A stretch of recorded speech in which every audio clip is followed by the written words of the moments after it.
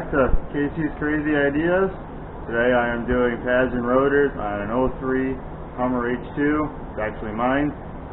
I already did the wheel bearing on the other side, so let's get started here. From what I understand, these are the original pads and rotors. Take these and beat these clips off with a chisel, just break them off. You know, nothing fancy.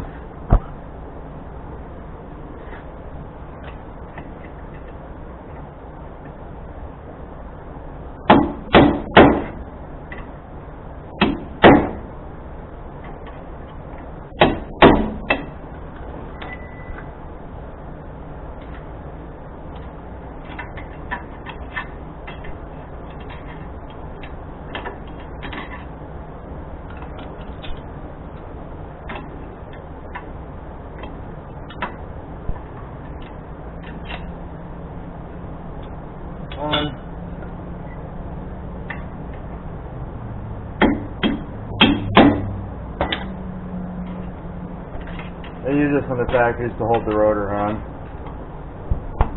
They're a one-time use, as far as I'm concerned. If you really want to put them back on, and you want to spend the time, go for it. It ain't worth the time. So I did that. I'm going to turn the wheel all the way to the left.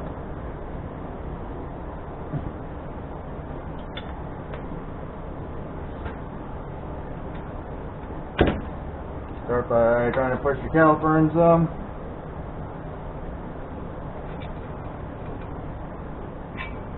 Basically just prying through the inspection hole against the rotors and just pulling it to push them in. If your pistons aren't seized up, they'll go in fairly nice. If your pistons have had better days, they may not go in so easy. An 18 millimeter. Assuming that you don't have the Torx in the back, which I believe those are like a T50 or a 55. But this process is the same thing on your Silverados. Because this basically is a Silverado Chevy system. It's just it's redesigned it for the Hummer stuff. There's one. Not much grease on it.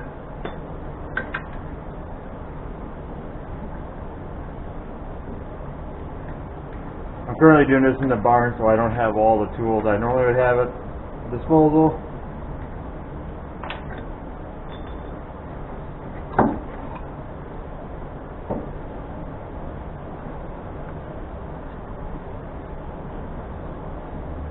And the next part here, lighting kind of sucks. Get that to maybe sit there. You guys maybe see what I'm doing. So I'm going to take up here channel locks. They actually have tools that you can press these in. I don't have one, but basically I do one at a time because I want to feel how the piston is. Because one piston sometimes can hang up a little more than the other. Other ones, you know, sometimes you can just press them both in one shot with the pad. I don't like to do that. But again, I want to know how each piston's handling. You know, if I can't squeeze it in by hand, and I need to go get a new caliper.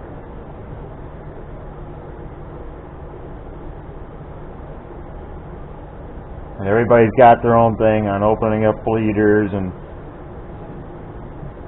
all that type of stuff, but I've never had a problem doing this.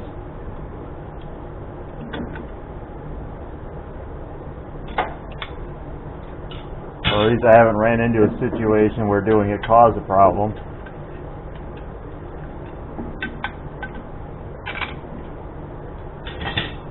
Alright, and then on the back side of this bracket there are two big bolts. You can see them right there. Those are 21 millimeter.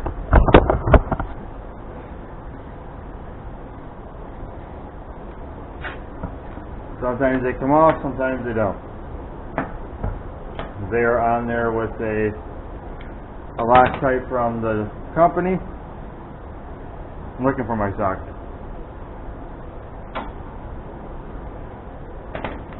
So then you gotta use a torch to heat the stuff up to get it off.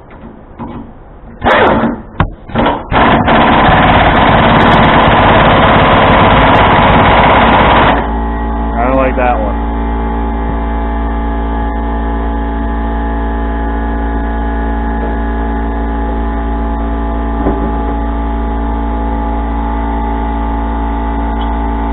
And that was not because my gun doesn't have a lot of power either.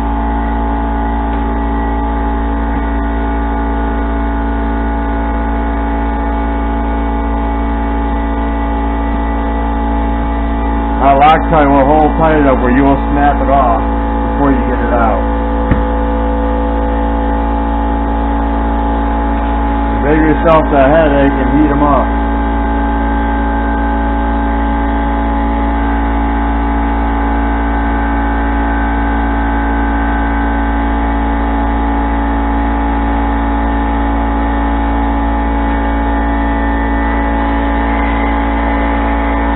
Not a very big believer in penetrating oil either.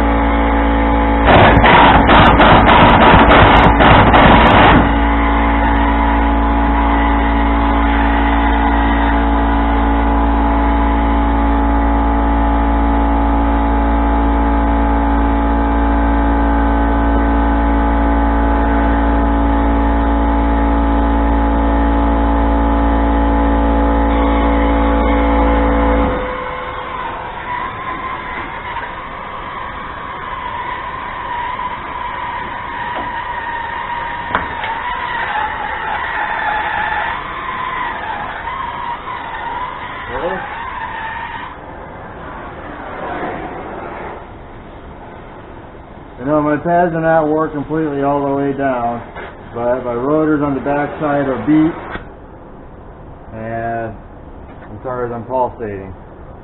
So that's why I'm doing this. I probably got another 10,000 miles out of these yet to go if I really wanted to.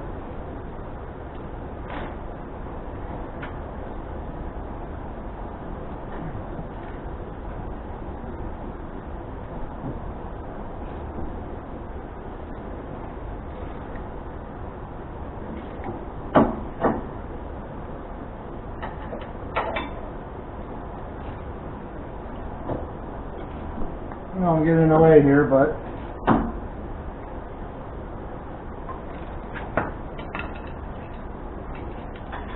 I kind of need the room to get it off.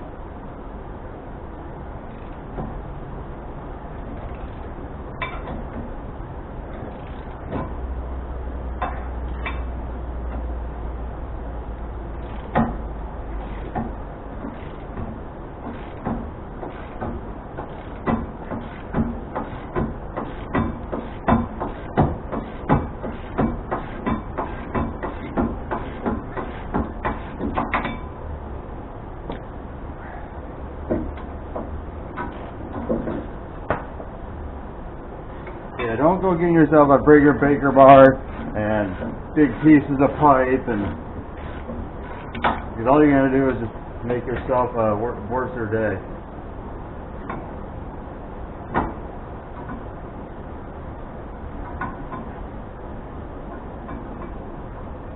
And even I think propane will be enough to heat this stuff up in some cases, but that Loctite right there is like basically a small weld. And as you can see, they're not wore down all the way, but they got glazing, they got high and low spots. So in the back of my rotor,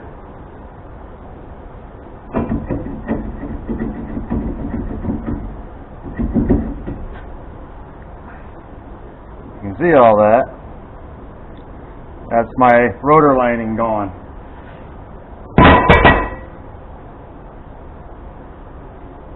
And yes, all my stuff is sliding off because I fluid film everything. Stuff's amazing. I'm actually going to be rust proofing this truck after this is done. Probably won't be today, but I'll at least get this done. I'm gonna wash the truck off and then let it dry, and we'll come back. I'll jack it up, take all the tires off, pull all the plastic out, and we're gonna fluid film this whole vehicle. Sorry, I don't have any problems.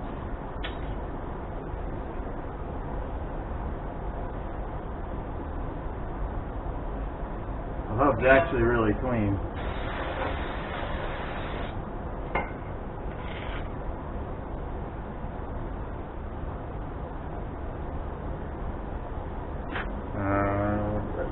No idea where the right is. Did it not come with me? No. I just spray it on.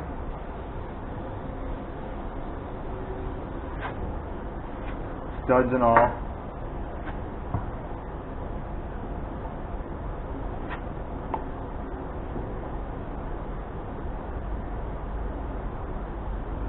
I like to grease my caliper. Basically, anything that touches the pad, I basically will grease. Yes, I'm a little messy at it, but frankly, I really don't care. Because it won't squeak when I'm done, it won't get stuck. Not like that, but my brush is pretty well seen better days. And then this part here, we're going to knock these clips off and clean these up. Now I use a file. You can use a sandblaster, wire wheel. Wire wheel I don't recommend. It just shines up the rust. But I'm going to do that off camera because it takes a good bit. Good. Okay, now that it's all shined up and all that type of stuff, I'm going to paint it all up. And yes, I know my lighting sucks, but doing what I can.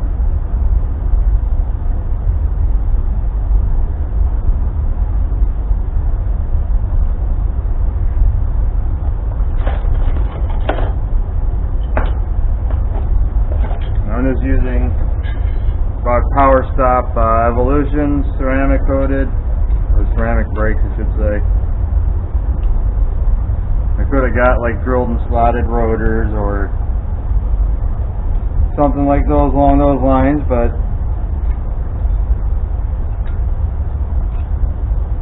didn't really care for all that. I don't really think it does that much difference, especially on a small daily driver. It does normal driving. Now if you were racing and all that stuff, and probably I would recommend doing that, but I just go to work, drive it to here and there, maybe go out of state. I don't need my super top of the line brakes, but I also don't want the cheapest thing you can possibly buy either. I did buy a kit off of Rock Auto. They offered one, so I went with it. You get the pads, the rotors, the hardware. I think I paid like $130,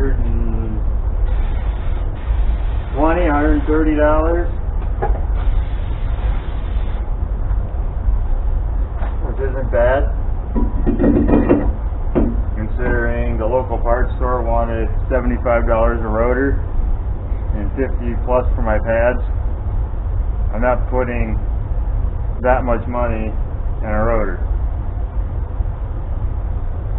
When you're talking over $200 just in pads and rotors, I don't think so. Their rotor ain't any more special than the next guy's. Now, unless you get the ones that are coated, which those are nice. But if you ain't buying a coated rotor or something that has some sort of rust resistant to it, I wouldn't waste the money.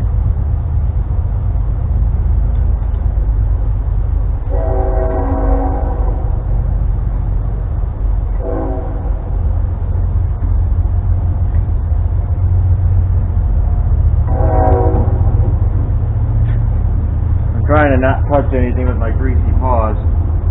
Wrong bolts. I know I'm not cleaning off these bolts, so I'm just going to reuse the Loctite that's on them. That's more than sufficient, as far as I'm concerned.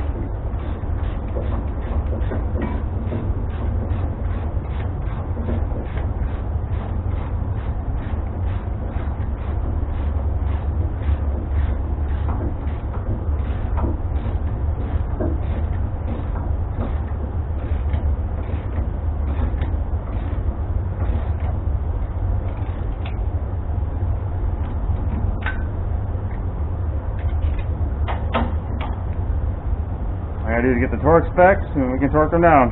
Be right back.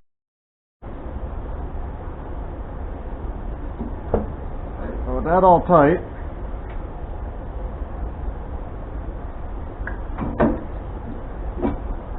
obviously you gotta look up what your specs are for your particular vehicle.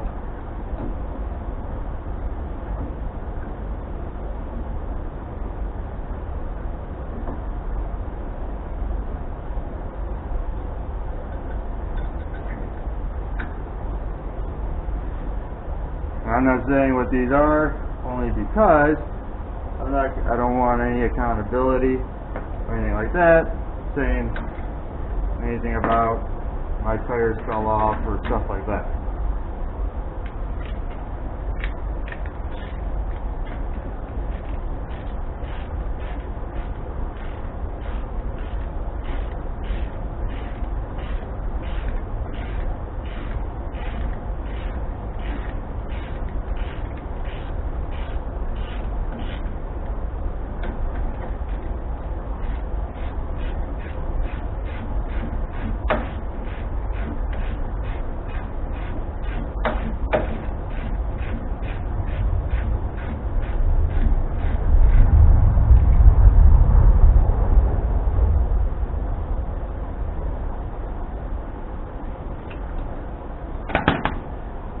That's pretty much it. Everything moves. And after that, you just put the tire back on and pump up your brakes and brake them in a little bit, and you're done. So without further ado, thanks for watching, and I'll see you in the next one.